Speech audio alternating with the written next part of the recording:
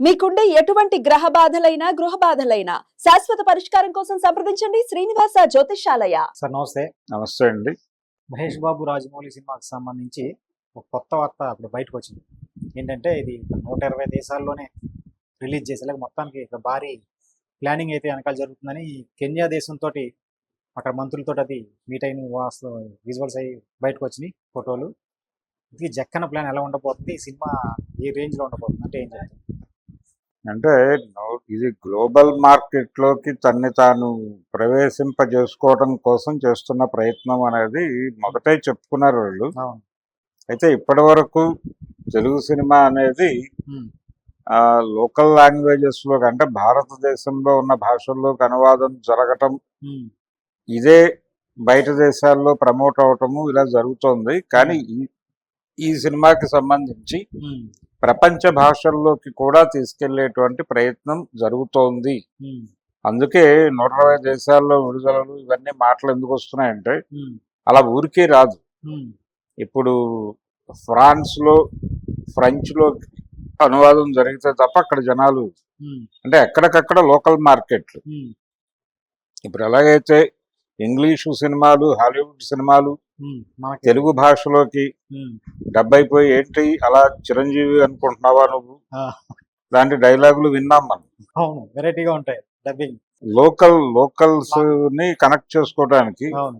ఏంటి నువ్వేమన్నా పెద్ద చిరంజీవిని అనుకుంటున్నావా దూకేస్తావా అని ఇలా ఈ ఫ్లేవర్ తో నడిచినట్టుగా ఇది కూడా ఉమ్, ఫ్రెంచ్ లాంగ్వేజ్ లోకి వాళ్ళకి తెలిసినటువంటి పేర్లు, వాళ్ళ సాహిత్యంలో ఉన్నటువంటి పేర్లు అవన్నీ దొర్లుతాయి దానిలో. ఉమ్, అలా దొర్లించడం ద్వారా ఈ క్యారెక్టర్ని ఈ డైరెక్టర్ని ఆ మార్కెట్ కి పరిచయం చేయటం. ఉమ్, అలాగే జర్మన్ భాషలో, ఉమ్, ఇలా జపాన్ లో ఒక లాంగ్వేజ్ ఉంటుంది లోకల్ లాంగ్వేజ్ లోకి, ఉమ్, ఇలా 120 దేశాల్లో ఆ ప్రాంతీయ భాషల్లోకి సినిమాని తర్జుమా చేయటం ద్వారా ఉమ్, గ్లోబల్ మార్కెట్ లో ఒక జెండా పాతటం అనేది ప్రోగ్రామ్. ఎలాగైతే బాహుబలి అనేటువంటి సినిమాతో ఉమ్, ఆయన పాన్ ఇండియా మార్కెట్ లోకి ఒక జెండా పాతాడు, ఉమ్, అలా గ్లోబల్ మార్కెట్ లో జెండా పాతటం ద్వారా ఈ సినిమా నుంచి అంటే ఇది తెలుగు నుంచి ఆరంభమై ఉమ్, గ్లోబల్ మార్కెట్ లో జెండా ఎగరేసి అక్కడి నుంచి నేరుగా ఒక హాలీవుడ్ సినిమా తీసే దానికి అంటే దానికి ఉపయోగపడే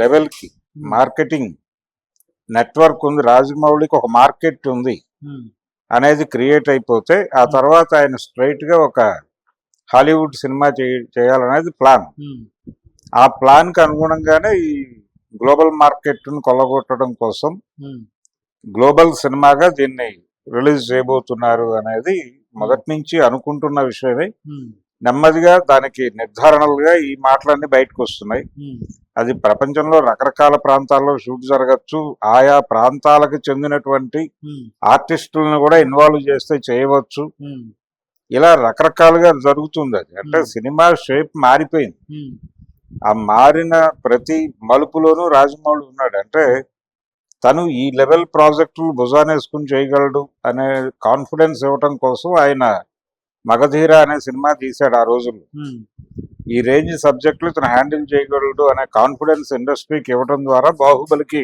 ఉమ్, పెట్టుబడుల సమీకరణ జరిగింది. అవును. ట్రిబుల్ ఆర్ అనే సినిమా ద్వారా ఆయన గ్లోబల్ లెవెల్ కి తీసుకెళ్లొచ్చు తెలుగు సినిమాని ఉమ్, అనేది ఒక ఇది చూపించాడు, రూట్ మ్యాప్. ఉమ్, ఆస్కార్ అవార్డు కొట్టచ్చు, ఆస్కార్ అవార్డు కూడా మనం ప్రయత్నం చేసి సాధించవచ్చు. అవును. ఏదో గవర్నమెంట్ నామినేషన్ చేస్తే కాదు ఏదో గాల్లో దీపం పెట్టి దేవుడాని ఇదే భారం అంటే కుదరదు. ఉమ్, ఒక పిటిషన్ అంటే ఒక అప్లికేషన్ పడేసి ప్రభుత్వం నీదే బాధ్యత అంటే కుదరదు. ఉమ్, మనం రంగంలోకి దిగి పనిచేస్తే రాకసి వస్తుందా ఉమ్, అని చేసి చూపించాడు. చేసి చూపించాడు. ఇలా ఒక రూట్ మ్యాప్ వేసి చూపిస్తున్నాడు ఆయన ప్రతిదీ. గవర్నమెంట్ పంపకపోయినా ఎలా వెళ్ళొచ్చు కూడా చేశాడు. అన్ని అది అంటే లైజానింగ్ అనేది ఎలా జరపాలి, ఉమ్, ఎవరిని ఎలా ప్రభావితం చేయాలి, ఓటింగ్ ఎలా ఉంటుంది, ఓటర్స్ ని ఎలా అట్రాక్ట్ చేయాలి, దీనికి స్కీమ్ ఏంటి, ఉమ్, ఇదంతా రీసెర్చ్ ప్రోగ్రాము ఎగ్జిక్యూషన్ చాలా అద్భుతంగా చేశాడు ఆయన. అవును. చేయటం ద్వారా తనని తన హీరోలని ప్రపంచ మార్కెట్ కి పరిచయం చేశాడు. అవును. ఈ పరిచయం వాడుకోవటం అనే కార్యక్రమమే ఇప్పుడు మహేష్ బాబు సినిమా. ఉమ్, మహేష్ బాబు సినిమా ఆయన బ్రెయిన్ లో మెదలటం చేత ఉమ్, ట్రిబుల్ ఆర్ ని ఆ లెవెల్ కి తీసుకెళ్ళాడు. అవును. అమెరికాలో 2-3 ప్రతిష్టాత్మకమైనటువంటి అవార్డులకి దీన్ని నామినేషన్ గా తీసుకెళ్లి ఉమ్, ఆయా ఫంక్షన్స్ లో వారు పాల్గొనటం, వేదికలు ఎక్కడంతో సహా ఉమ్, అన్ని విధాలుగా తాను ప్రపంచ వేదికల మీద పరిచయం చేసేసుకున్నాడు. ఉమ్, ఇప్పుడు గ్లోబల్ గా ఆయన పేరు తెలుసు అందరికి, అవును. తెలుసు కాబట్టి ఇప్పుడు ఈ సినిమాని అలా ఆ లైన్స్ లో తీసుకెళ్లిపోయి ఉమ్, మరింత చేరువై దాని నుంచి హాలీవుడ్ సినిమాకి ఆయన టోటల్ గా ప్లాన్ అది.